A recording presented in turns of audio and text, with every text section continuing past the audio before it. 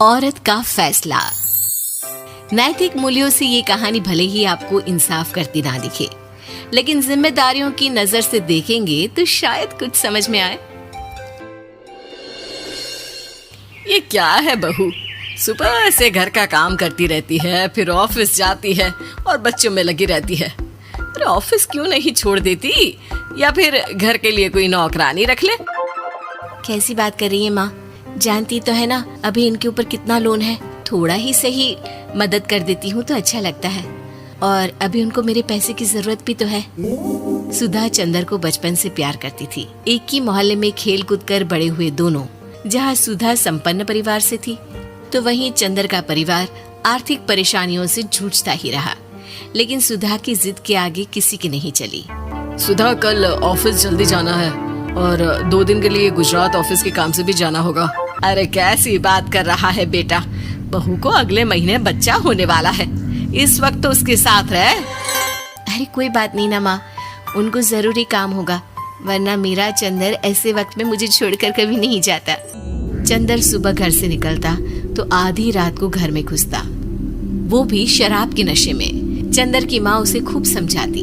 अरे माँ, देख रही हो ना कितना कर्जा है सर पर, काम करना पड़ता है। दिन रात काम नहीं करूंगा तो घर कैसे चलेगा। अरे लेकिन बहू को भी तो देख लिया कर, इस हालत में भी घर का बाहर का सारा काम करती है। चंदर तो जैसे माँ की बात सुनकर भी अनसुना कर देता है। ऑफिस के बाद चंदर का फोन माँ के पास आता है। माँ, वो ऑफिस के काम से आज रात के लिए पास के शहर के ऑफिस जाना पड़ रहा है, कल सुबह आ जाऊंगा। सुधा रात को कमरे में सो रही होती है कि उसके पेट में दर्द होता है। सुधा चंदर को वीडियो कॉल करती है। इनको फोन कर लो, शायद कुछ आराम मिले। लेकिन 10 बार फोन करने पर भी वो सुधा का फोन नहीं उठाता। ऑफिस के काम से गए हैं, हो सकता है बिजी हो। कितनी मेहनत कर रहे हैं हम लोगों के लिए।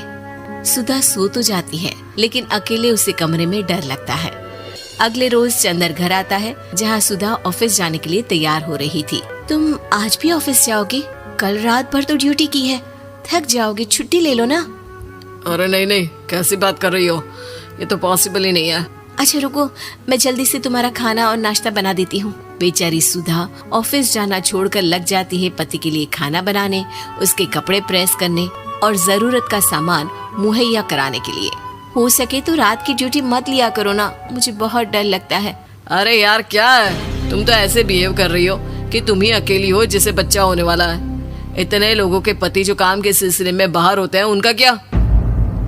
सुधा को चंदर के मुंह से ये बातें अजीब लगती है। अरे हुआ क्या है तुमको? पहले तो तुम मेरा कितना ख्याल रखते थे, मेरे पास रहते थे, मेरी दवा से लेकर खाने पीने तक का सारा ख्याल। और अब इस बार तो तुम एक दफा भी मेरे साथ डॉक्टर के पास नहीं आए, क्यों? अरे पागल हो गई हो क्या? पागल वाली बात कर रही हो। काम धंधा देखो या फिर तुम्हें लेकर टहलता फिरूं। और मुझे शुक्रवार की रात को काम से निकलना है, सोमवार आऊंगा। सुधा को समझ में नहीं आता कि क्यों अचानक से चंदर को फील्ड का काम मिल गया है। लेकिन एक दिन, सुधा, मैं और चंदर जरा एक रिश्तेदार के घर जा रहे हैं, तुम भी तैयार हो जाओ, घर में अकेली कैसी रहोगी।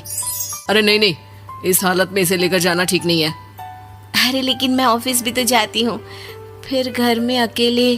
चंदर उसकी कोई बात नहीं सुनता। वो सीधा कार निकाल कर माँ को लेकर चला जाता है। सुधा घर के काम में लग जाती है कि अचानक उसकी नजर चंदर के बैग पर पड़ती है, जिसमें एक कागज दिखाई देता है। इनके कागज भी ना इधर उधर फैले होते हैं, एक भी खो जाएगा तो बवाल करेंगे।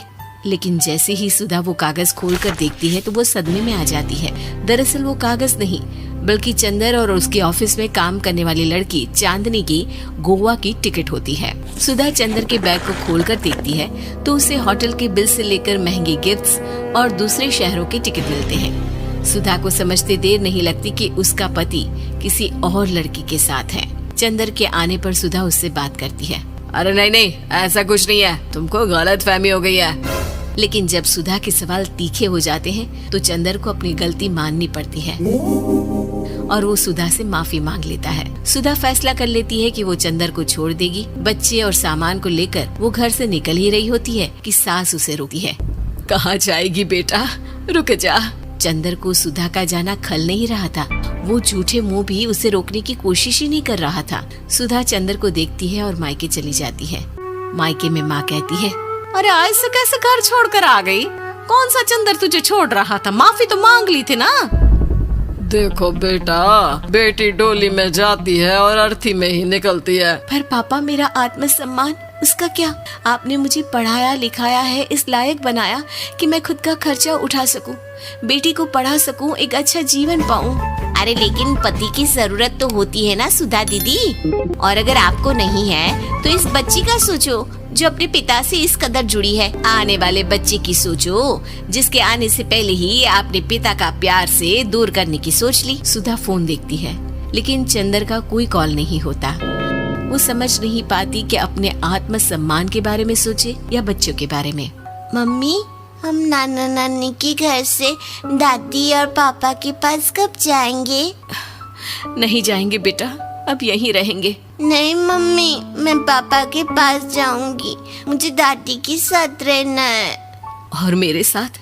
हाँ, आपके साथ भी तो, सबके साथ माँ।